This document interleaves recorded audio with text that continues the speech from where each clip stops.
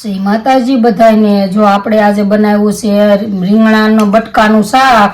જો કેવું સરસ શાક આપણું બન્યું છે, તમે આગળ વિડીયો મારો જોઈજો અને સરસ મજાનું શાક બન્યું છે। જો આજે આપણે રીંગણાનું શાક બનાવવાનું છે। જો આ રીતના બટકા કરી લીધા છે, આપણે બટકાનું શાક બનાવવાનું છે।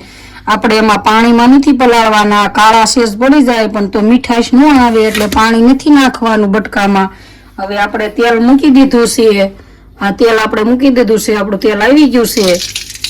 જો આપણે રાઈ નાખી દીધી, આ છે રાઈ, આ છે જીરું, આ છે વઘાણી। હવે આપણે રીંગણાના બટકા આ રીતના નાખી દેવાના છે। તમારે રીંગણા ધોઈને પછી બટકા કરવાના। આપણે છે તો રીંગણામાં પાણી નાખીને તો સ્વાદિષ્ટ શાક ન થાય સારું, પાણી સડી જાય એટલે। અને હવે જો આ રીતના રીંગણા આપણે નાખીએ ને આમાં બટકા અને આ મિક્સ કરી દેવાના છે। મિક્સ કર્યા બાદ પછી આપણે નાખી દેવાનું છે એમાં સ્વાદ પ્રમાણે મીઠું,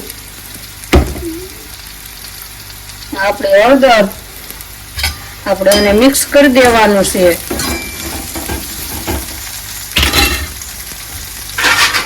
મિક્સ કર્યા બાદ આ રીતનું મિક્સ થઈ જાય ને એટલે આપણે ધીમા ગેસે જો આ રીતનું તેલમાં શેડવવાના છે બટકા, એટલે આ રીતના ઢાંકી દેવાના છે। જો આપણે બટકા તેલમાં કેવા સરસ સડી ગયા છે, તમે જોઈ શકો છો, હાવ એટલે હાવ સડી ગયા છે।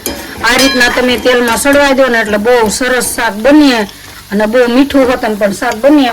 આપણે એમાં નાખવાના છે ટમેટા, એટલે આપણને ખાટું મીઠું શાક બની એનું। જો આ રીતના ટમેટા મિક્સ કરી દેવાના છે।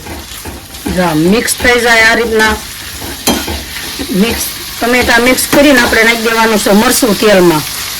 જો આ રીતનું મરચું મિક્સ કરવાનું આમ તેલમાં, જો તેલમાં સરસ મજાનું મિક્સ થઈ જાય અને આપણે મરચું પાકવા હોતન પણ દેવાનું છે। જો આ રીતનું મિક્સ કરવાનું છે અને સરસ તેલમાં પેલા સડવા દેવાનું એટલે સરસ મજાનું પાકી જાય। તો આ રીતનું મિક્સ કરવાનું એમ તમે જોઈ શકો છો, આપણે તેલમાં કેવું સરસ મરચું સડી જાય અને આપણે આ ખાટું મીઠું શાક રીંગણાનું સરસ, બટકાનું પણ સરસ બને, ખાટું મીઠું થાય ટમેટા નાખો ને એટલે। જો આ રીતનું મિક્સ કરી વાળવાનું। આપણે એમાં નાખી દેવી આ છે ધાણા જીરું,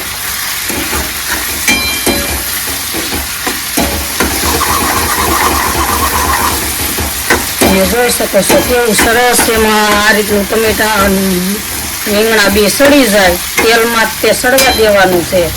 આપણે કરવાનું રસાવાળું શાક પણ આપણે મરચું પાકી જાય ને પછી આપણે સેજ પાણી નાખવાનું છે। જો આપણે પાણી નાખી દઈએ, આપણે મરચું હોતન પાકી ગયું છે।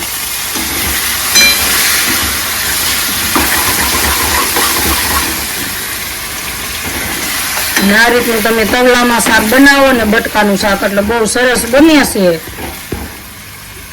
બહુ પાણી નથી નાખવાનું।